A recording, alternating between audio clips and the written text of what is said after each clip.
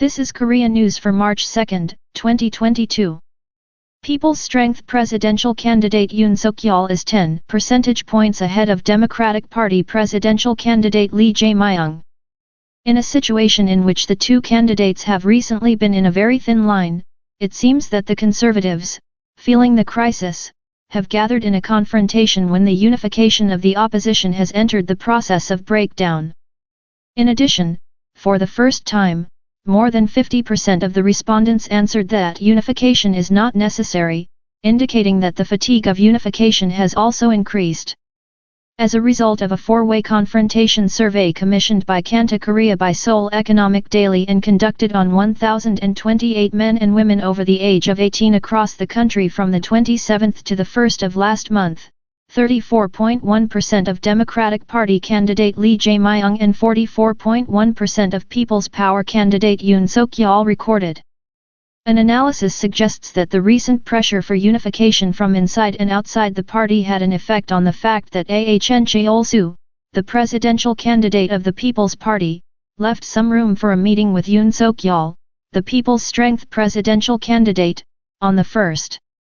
This is because, in a situation where candidate Ahn Cheol-soo's approval rating is low, voices are growing that he should work on the unification of the opposition candidates and take care of the profits rather than choose an unreasonable finish.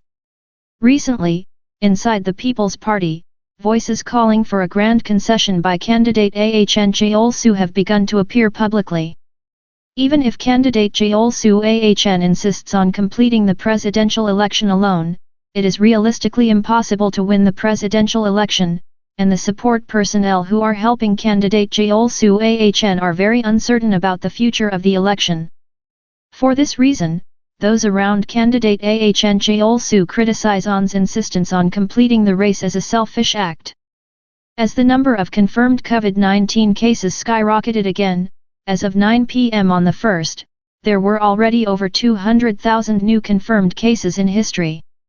As of midnight on the 23rd of last month, which had the highest number of daily new confirmed cases so far, there were 33,509 more than 171,451.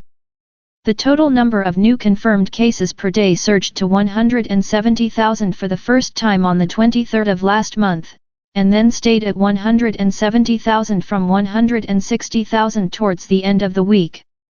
Then, due to the weekend effect, in which the number of confirmed cases was reduced due to the decrease in tests, the number fell to 130,000 on the 28th, the beginning of the week, and for 2 days in a row, but then surged again.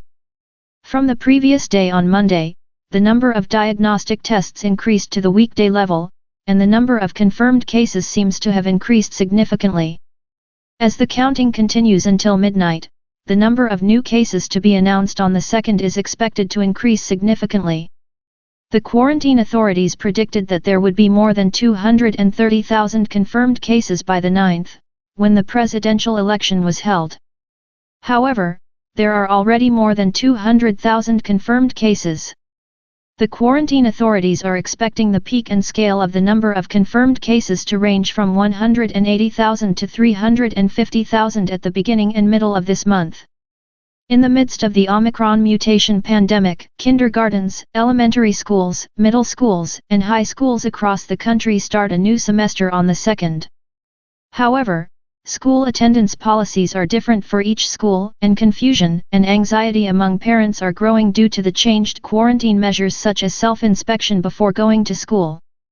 The Ministry of Education operates 2 weeks from March 2 to 11, when the new semester begins, as adaptation week for the new semester, and allows each principal to flexibly return to normal school, shortened classes, or remote classes at the discretion of each principal. It is planned to provide self-test kits for COVID-19 to students from kindergarten to high school twice a week and recommend them to test before school. U.S. President Joe Biden said on the 1st that the war was planned in advance and without good cause. The White House released part of the speech ahead of President Biden's State of the Union address. In his speech, Biden said, "President Putin has rejected diplomatic efforts. He thought that the West and NATO would not respond and could divide us," he said. Putin was wrong. We were ready, he said. We have learned a lesson from history that if dictators don't pay for aggression, they create more chaos, Biden said. Dictators continue to move, and the costs and threats to the United States and the world continue to rise, he said. President Biden also emphasized dealing with inflation. One way to fight inflation is to make Americans poorer by lowering wages, but I have a better plan, he said. Let's make it in America instead of relying on foreign supply chains, he said after offering cost savings, not wages, more cars and semiconductors in the US, and faster and cheaper movement of more goods. Economists call this increasing the economy's productive capacity, but I call it Make America a Better America, he said. If the Western sanctions against Russia, which invaded Ukraine, continue, it is highly likely that Russia will declare bankruptcy. According to Reuters on the 28th local time, the International Finance Association IFF, a global banking industry lobby, predicted that Russia is very likely to declare default on bonds issued in dollars. The IFF has warned that Russia's economy could contract by double digits this year due to unusually high-strength sanctions. They estimate that half of Russia's central bank's foreign exchange reserves are tied up in countries that have imposed asset freezes. As a result, the Central Bank of Russia predicts that the dollar liquidity power available to the ruble will drop sharply.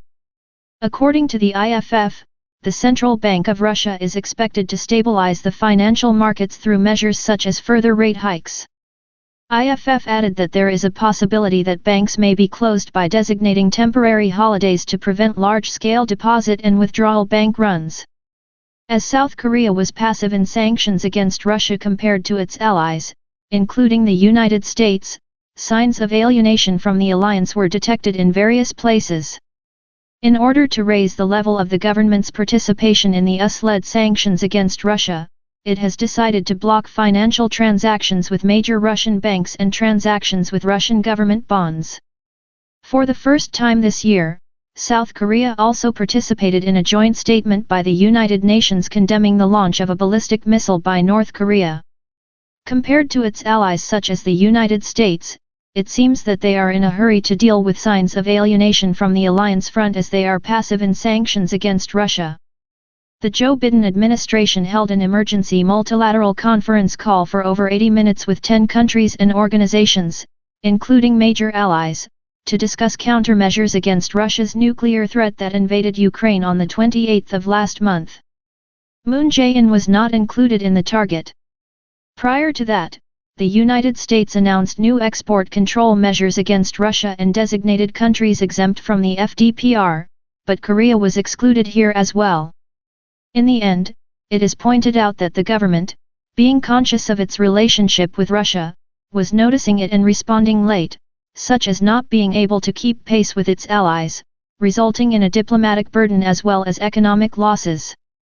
During the 5 years of the Moon Jae-in administration, people are lamenting that he has become a real beggar. 1,79369 million won. It is the standard of the top 10% of Korean wealth.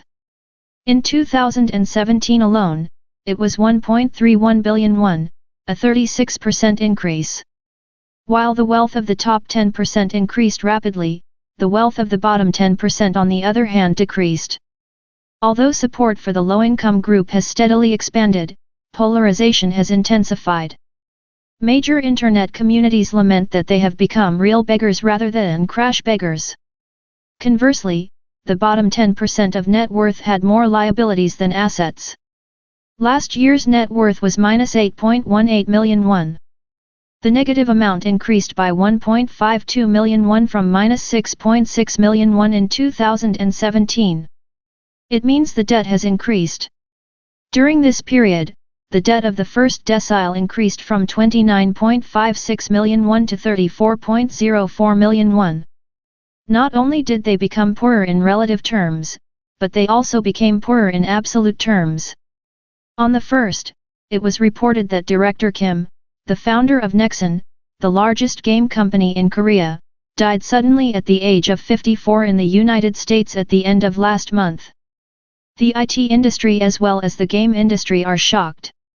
He has been receiving treatment for depression and has recently been reported to have worsened.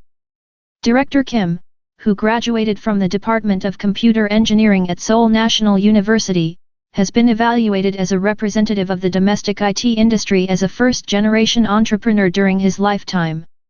As of January last year, it is known that Director Kim owns a 67.49% stake in Nexon.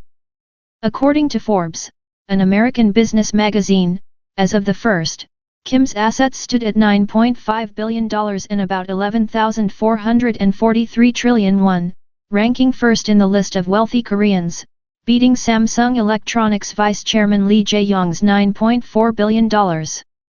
Director Kim was selected as a witness for the state audit by the National Assembly's Political Affairs Committee in October last year, but he did not appear as he did not attend due to reasons for leaving the country. Director Kim, who passed away, has 2 daughters with his wife, Yoo Jong-hyeon, who has been working as a standing auditor of Nexon since October 2010. It's a mystery. When Moon Jae-in took office, he promised to create a country he had never experienced before, but he seems to be experiencing things he has never really experienced under this regime. Thank you for watching today. Please like and subscribe.